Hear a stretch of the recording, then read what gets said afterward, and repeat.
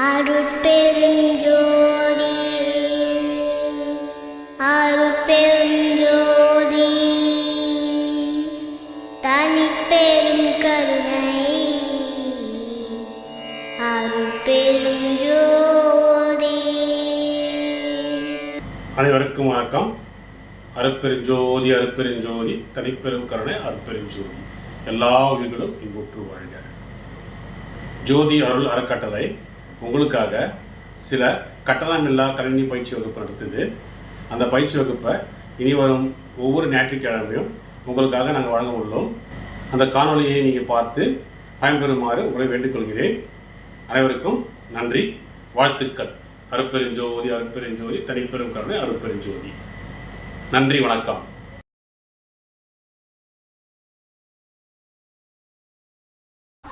Next topic, inheritance. So inheritance na enna normally or நம்மளோட inheritance என்ன சொல்லுவோம், நம்மளுக்கு அப்பா, அப்பாக்கு அப்பாவோட அப்பா, தாத்தாக்கு கொள்ளு தாத்தா, ஸோ இந்த மாதிரி பரம்பரையாக வரோம்ல, இதை தான் இன்ஹெரிட்டன்ஸ் சொல்லுவோம். ஸோ இங்கேயும் அப்படிதான். ஸோ இன்ஹெரிட்டன்ஸ் அதாவது இப்போ ஒரு பெஸ்ட் எக்ஸாம்பிள் எடுத்துக்கலாம். இப்போ நம்மளோட ப்ராப்பர்ட்டி யாருக்கு போகும்? நம்மளோட பசங்களுக்கு. அப்பாவோட ப்ராப்பர்ட்டி யாருக்கு வரும்? நம்மளுக்கு. தாத்தாவோட ப்ராப்பர்ட்டி நம்மளுக்கும் வர சான்ஸ் இருக்கு, அப்பாவுக்கும் போக சான்ஸ் இருக்கு. இதே தான். ஓகேவா? ஸோ ஒரு பிஹேவியர்னு சொல்லலாம். இல்லை அப்பாவோட பிஹேவியர்ஸ் நம்மளுக்கு வராது, தாத்தாவோட பிஹேவியர்ஸ் நம்மளுக்கு வராது, இல்லை தாத்தாவோட பிஹேவியர்ஸ் அப்பாவுக்கு போகிறது.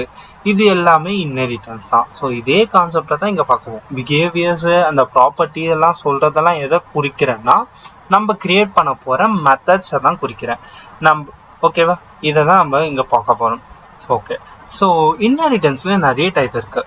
Single inheritance, multiple inheritance, hierarchical, so multi level, இதை மாதிரி ஹைப்ரிட், இதை மாதிரி நிறைய இருக்கு. ஸோ ஹைப்ரிட் அண்ட் மல்டிபிள் வந்து இங்கே சப்போர்ட் ஆகாது. என்னது? மல்டிபிள் அண்ட் ஹைப்ரிட் வந்து ஜாவால சப்போர்ட் கிடையாது. பேலன்ஸ் 3 மட்டும் தான் சப்போர்ட். என்னென்னா single inheritance, hierarchical and multi level. இது 3த்தையும் நம்ம பார்ப்போம். ஃபர்ஸ்ட் சிங்கிளே பார்ப்போம். இப்போ என்கிட்ட ஒரு கிளாஸ் இருக்கு.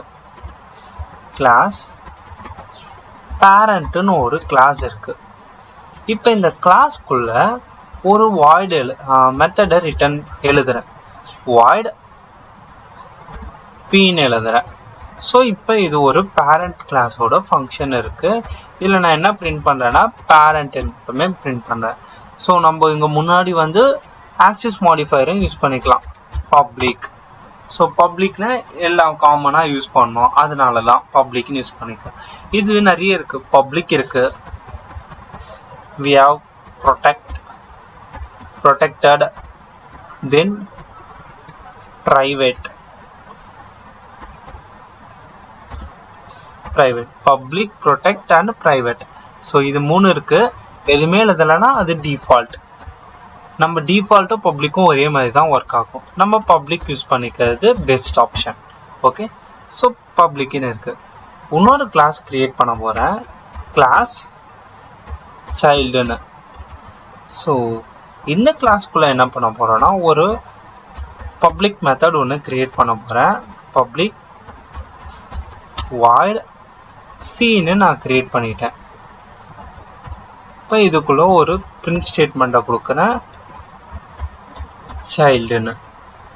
ஓகே. ஸோ இப்போ என்ன பண்ணணும், நம்ம 2 பேருக்குமே ஆப்ஜெக்ட் கிரியேட் பண்ணணும். கரெக்டா? என்ன பண்ணணும், parent A is equal to new பேரண்ட்னு வச்சுட்டேன். அதே மாதிரி சைல்டுக்கும் ஃபர்ஸ்ட் கிரியேட் பண்ணிடலாம். Child B is equal to new சைல்டுன்னு கிரியேட் பண்ணிட்டேன். ஸோ 2த்துக்கும் ஆப்ஜெக்ட் கிரியேட் ஆயிடுச்சு. பேரண்டோட ஆப்ஜெக்ட் யாரு? ஏ. அப்போ பேரண்டோட மெத்தட் எப்படி கால் பண்ணணும்? ஏ டாட் பின்னு கால் பண்ணணும். அதே மாதிரி ஆப்ஜெக்ட் இது சைல்டோடது பி, சைல்டு எப்படி கால் பண்ணணும்?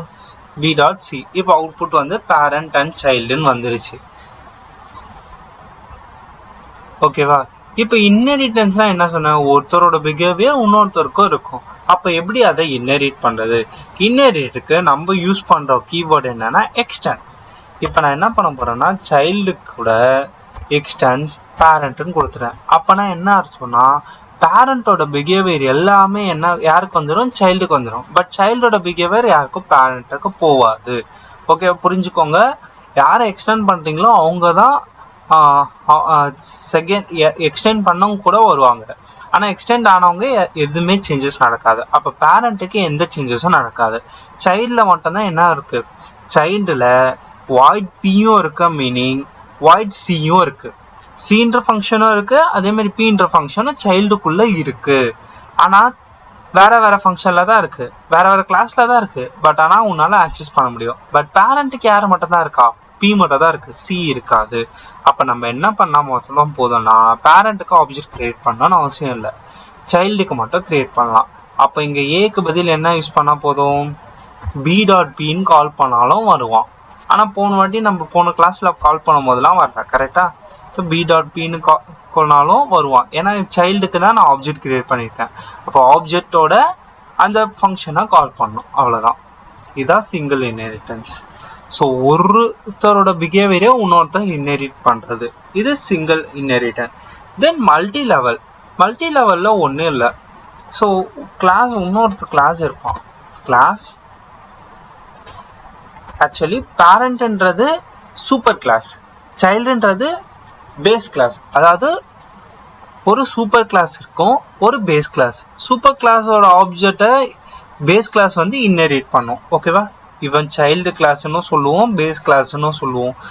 இவன் பேரண்ட் கிளாஸ், அப்படி இல்லைன்னா சூப்பர் கிளாஸ். ஓகேவா? ஸோ இன்னொரு கிளாஸ் ஒன்று கிரியேட் பண்ண போறேன், கிராண்டுன்னு. ஸோ இதில் என்ன கிரியேட் பண்ண போறேன்னா, பப்ளிக் void ஜீனை கிரியேட் பண்ணுறேன். ஸோ இதில் கிராண்ட் பேரண்ட் இருக்காங்கன்னு வச்சுக்கலாம்.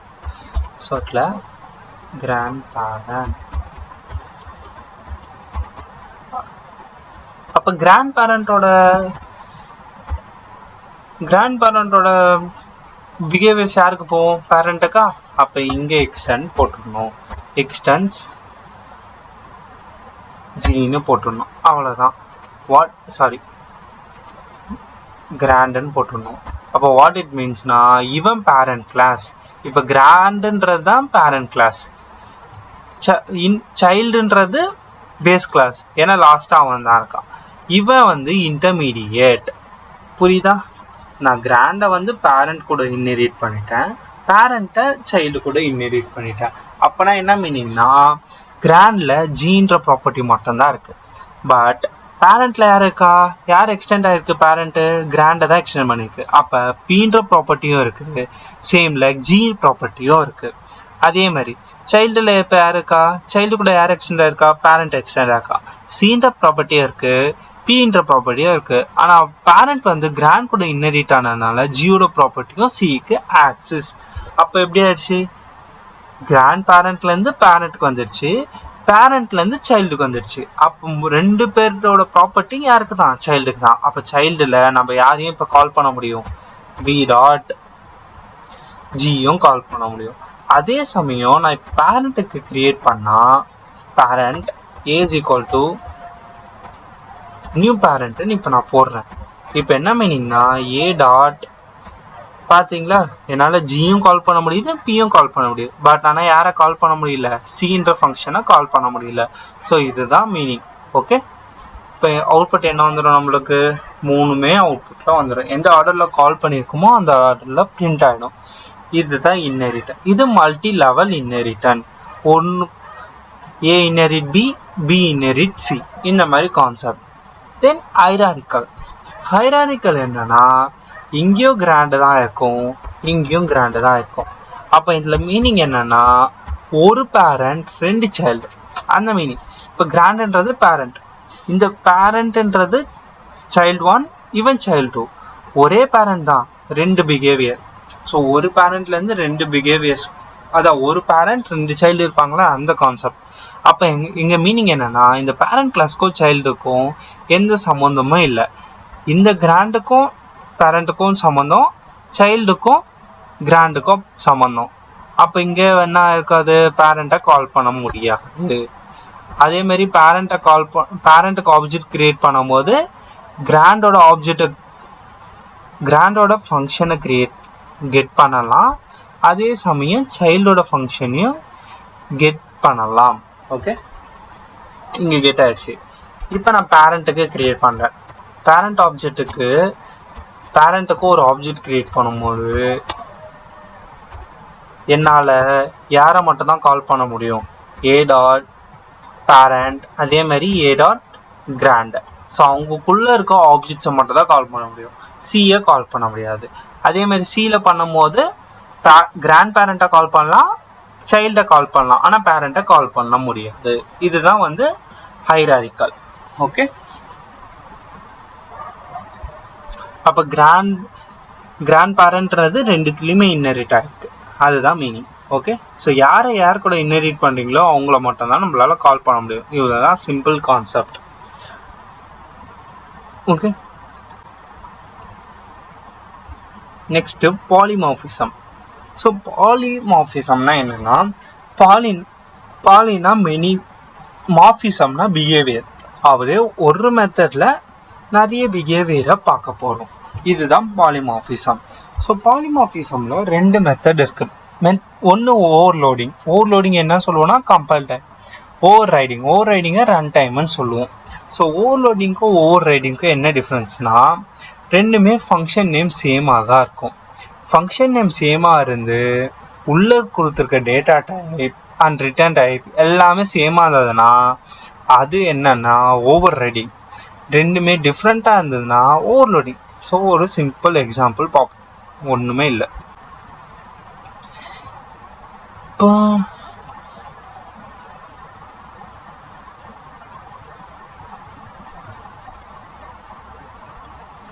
நான் பேரண்ட் கிளாஸில் வச்சுருக்கேன். இங்கே பேரண்ட் கிளாஸில் எதுவுமே எக்ஸ்டெண்ட் பண்ணல. இவன் கூட எக்ஸ்டென்ஸ் பேரண்ட்னு போட்டிருக்கேன். இப்போ என்ன மீனிங்னா, இங்கே என்ன இருக்குது, இங்கே இருக்க ஃபங்க்ஷன் நேம் என்ன, பி. அப்போ நான் இங்கே என்ன கொடுக்க போகிறேன்னா பின்னு தான் ரிட்டர்ன் பண்ண போகிறேன். அப்போ எனக்கு இன்னெரிட் ஆயிடுச்சா. இப்போ பி டாட் பின்னு ரிட்டர்ன் பண்ணால் யார் வருவானா, லாஸ்ட்டாக நம்ம யார் ஃபங்க்ஷனை கால் பண்ணியிருக்கோம், சைல்டு தானே.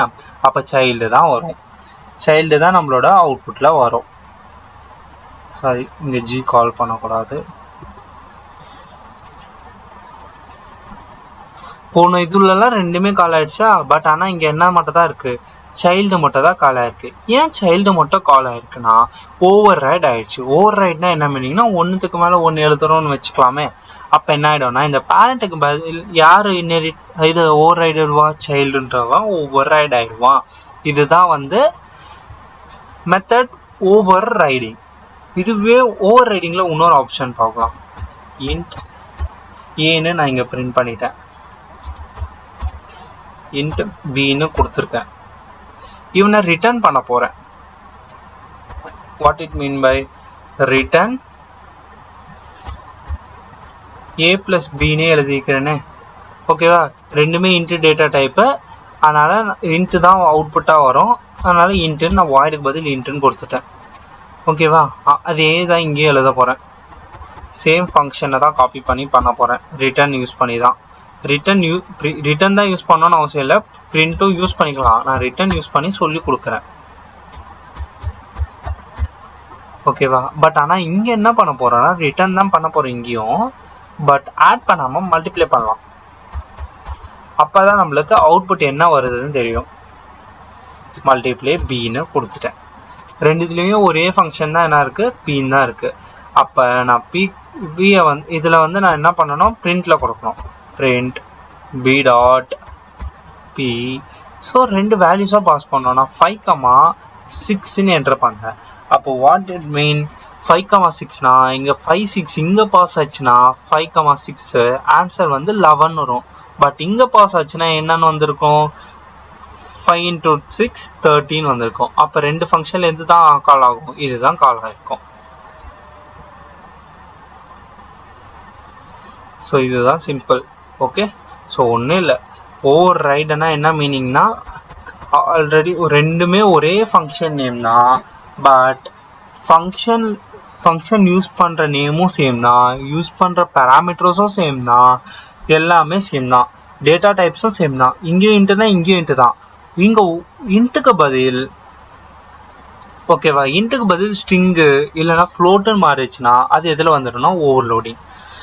ஓவர் ரைடிங்க்கு டிஃப்ரென்ஸ், ஓவர் ரைடிங்னா என்னென்னா function name same, data type same, number of parameters same. But overloading என்னென்னா ஃபங்க்ஷன் நேம் சேமு, ஒன்று டேட்டா டைப் சேஞ்ச் ஆகும், எப்படி இல்லைன்னா நம்பர் ஆஃப் பேராமீட்டர் சேஞ்ச் ஆகும். இதுவே நான் இங்கே வந்து ஏவை மட்டும் ரிட்டர்ன் பண்ணிட்டு ஒன்றே ஒன்று பாஸ் பண்ணேன்னா இதுதான் ஓவர்லோடிங்னா டிஃப்ரெண்ட் இன் பேராமீட்டர்ஸ். இங்கே என்ன இருக்குது, 2 இருக்குது, இங்கே 1 இருக்குது.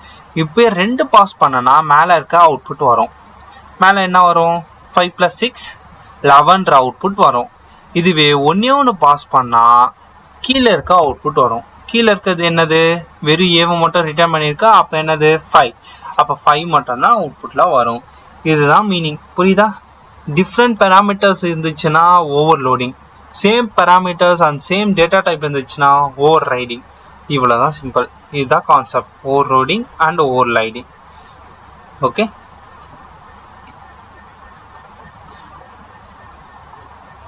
Next abstraction. அப்ஸ்ட்ராக்ஷன்னா ஒன்றும் இல்லை, இம்ப்ளிமெண்ட் டீட்டெயில்ஸை, அதாவது நம்மளுக்கு தேவையான டீட்டெயில்ஸை மட்டும் ஷோ பண்ணிட்டு பேலன்ஸ் இருக்கிறதெல்லாம் அவாய்ட் பண்ணி ஹைட் பண்ணுறது தான், அவாய்டிங் இல்லை ஹைட் பண்ணுறது தான் வந்து அப்ஸ்ட்ராக்ஷன் சொல்லுவோம். ஸோ ஒன்றும் இல்லை, எல்லோரும் ஜிபே யூஸ் பண்ணுறோம். ஜிபேயில் என்ன பண்ணுறோம், இப்போ பணம் அனுப்புகிறோன்னா எவ்வளோ அமௌண்ட் அனுப்புகிறோம் மட்டும்தான் நம்மளுக்கு ஷோ ஆகும். அதே மாதிரி அவங்க ரிசீவ் ஆகுறவங்க எவ்வளோ நான் அனுப்பிச்சிருக்கேன்னு மட்டும்தான் ஷோ ஆகும்.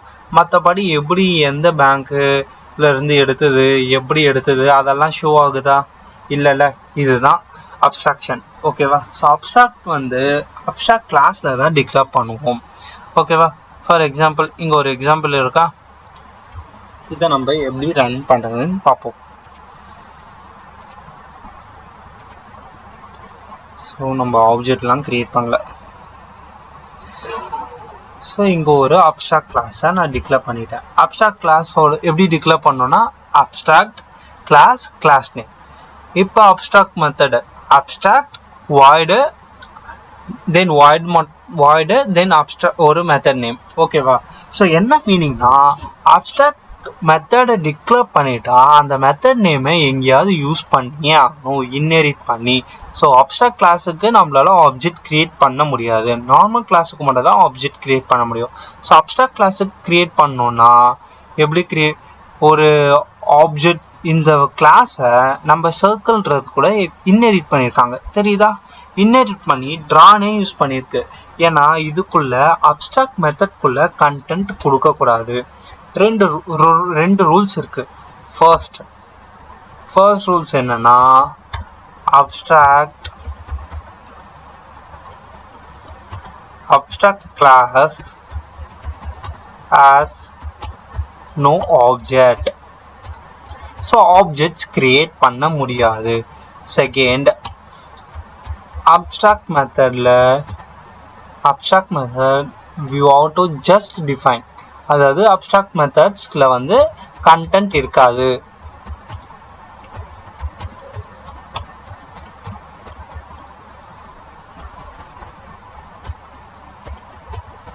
What it mean? ஸோ உள்ள வந்து இங்கே பிரிண்ட் ஸ்டேட்மெண்ட்லாம் இல்லை, என்ன பண்ணணும், ஜஸ்ட் டிஃபைன் மட்டும் தான் பண்ணணும். இந்த மாதிரி ஜஸ்ட் டிஃபைன் மட்டும் பண்ணிட்டா முடிஞ்சிச்சு. ஓகேவா? ஸோ இதுக்குள்ளே எடுத்துகிட்டு போயிட்டு இந்த மாதிரி கண்டென்ட்டை எழுதுனா எரர் அடிக்கும், தெரியுதா? எரர் அடிக்குதா? ஸோ இதை மாதிரி எழுதக்கூடாது. ஸோ ஜஸ்ட் டிஃபைன் மட்டும் தான் பண்ணணும். டிஃபைன் பண்ணிவிட்டு இந்த அப்ஸ்ட்ராக்ட் கிளாஸை யாருக்குன்னாரு இன்ஹெரிட் பண்ணிவிட்டு நார்மல் கிளாஸ் கூட அந்த ஆப்ஜெக்டை இந்த மெத்தடை இங்கே யூஸ் பண்ணியே ஆகணும். இங்கே ட்ரான் இருந்ததுன்னா இங்கேயும் ட்ரான் யூஸ் பண்ணிக்கணும். ஏதோ ஒரு கிளாஸ்லேயாவது இன்ஹெரிட் பண்ணி யூஸ் பண்ணி தான் ஆகணும். உங்கள்கிட்ட நிறைய கிளாஸ் இருக்குது, 10 கிளாஸஸ் இருக்குது. பட் ஆனால் நீங்கள் அப்ஸ்ட்ராக்ட் கிளாஸையும் டிக்ளேர் பண்ணியிருக்கீங்கன்னா அட்லீஸ்ட் அதில் இருக்க மெத்தடை ஒரு வாட்டியாவது எங்கேயாவது யூஸ் பண்ணிடணும். யூஸ் பண்ணாமல் இருந்தால் எரர் அடிக்கும். இப்போ நான் ட்ராக்கு பதில் நான் 1ன்னு யூஸ் பண்ணுறேன், என்ன ஆயிடுச்சு, எரர் வருது. ஏன்னா அந்த மெத்தடை நான் இன்ஹெரிட் பண்ணியிருக்கேன், கிளாஸை, அதனால கிளாஸை இன்ஹெரிட் பண்ணதுனால நீ யூஸ் பண்ணியே ஆகணும். இப்போ அவுட்புட் யாருக்கு ஆப்ஜெக்ட் கிரியேட் பண்ணணும்? சர்க்கிளுக்கு. அப்போ circle c is equal to new circle நான் கொடுத்துனேன். இப்போ c dot draw கால் பண்ணா போதும். இவ்வளவுதான் அப்ஸ்ட்ராக்ட். ஸோ அப்ஸ்ட்ராக்ட் மெத்தட்ல ரெண்டு ஞாபகம் வச்சுக்கணும். அப்ஸ்ட்ராக்ட் மெத்தடுக்கு ஆப்ஜெக்ட் கிரியேட் பண்ண முடியாது. சப்போஸ் அது உள்ள நார்மல் மெத்தட்ஸ் இருந்தாலும், இப்போ இந்த மாதிரி நார்மல் மெத்தட்ஸாக இருந்தாலும் இதை டைரெக்டாக கொடுத்துருந்தாலும் வேற ஒரு ஆப்ஜெக்ட் கூட இன்ஹெரிட் பண்ணி தான், single inheritance or multiple or நம்ம பார்த்த இன்ஹெரிட்டன்ஸை ஏதோ ஒரு இன்ஹெரிட்டன்ஸ் யூஸ் பண்ணி தான் கால் பண்ணணும். சைல்டில் இன்ஹெரிட் பண்ணி தான் கால் பண்ணுற மாதிரி இருக்கும்.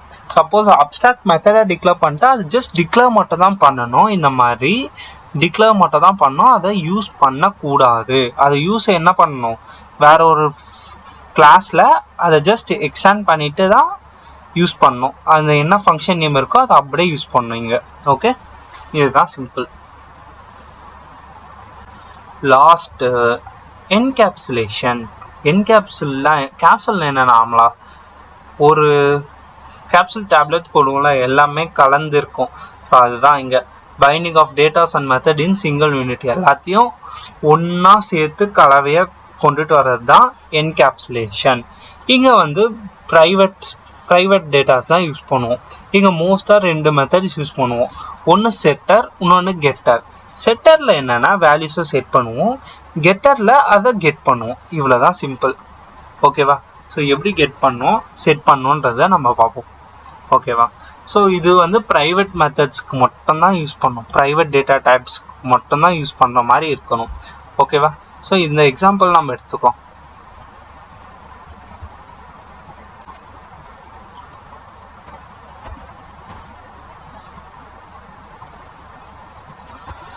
I have class.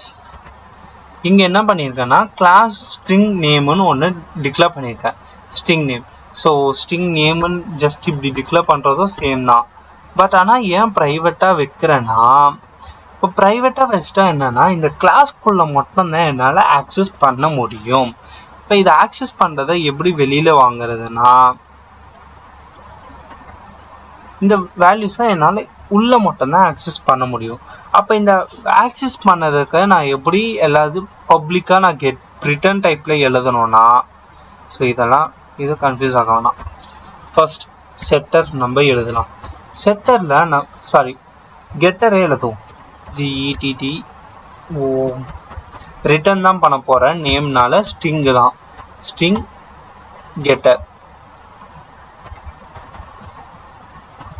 கெட்டர்னு N function நேமை எழுதிட்டேன். இதில் என்ன பண்ண போகிறேன்னா ரிட்டர்ன் நேம், என்ன ரிட்டர்ன் பண்ணும், நேமை ரிட்டர்ன் பண்ணிடுறேன். ஏன்னா நேமில் தான் நம்ம ஸ்டோர் பண்ண போகிறோம். ஓகே, இன்னொன்று கெட் பண்ண போகிறேன் பிரிண்ட் செட்டர்னு.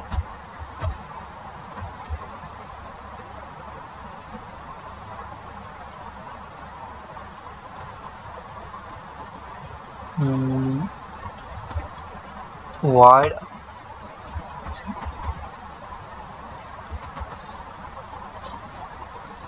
செட்டர்னு. ஓகே, இதில் என்ன பண்ண போகிறேன்னா என்ல வாங்கிறத எம்ல சேவ் பண்ண போகிறேன்.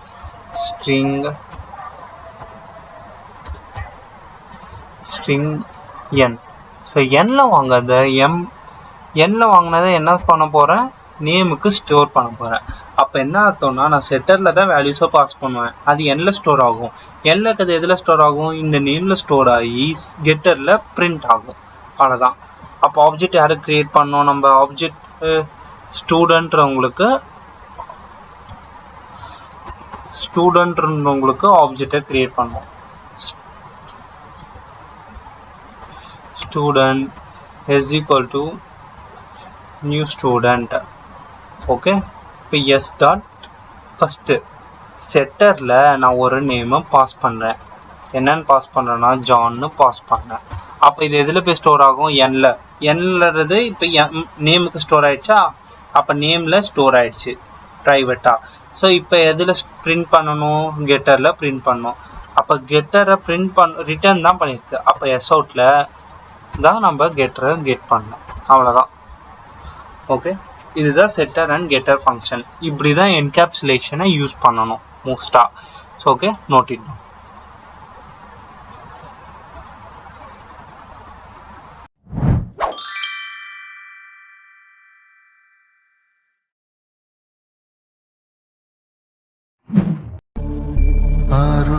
அருட்பெருஞ்சோதி அருட்பெருஞ்சோதி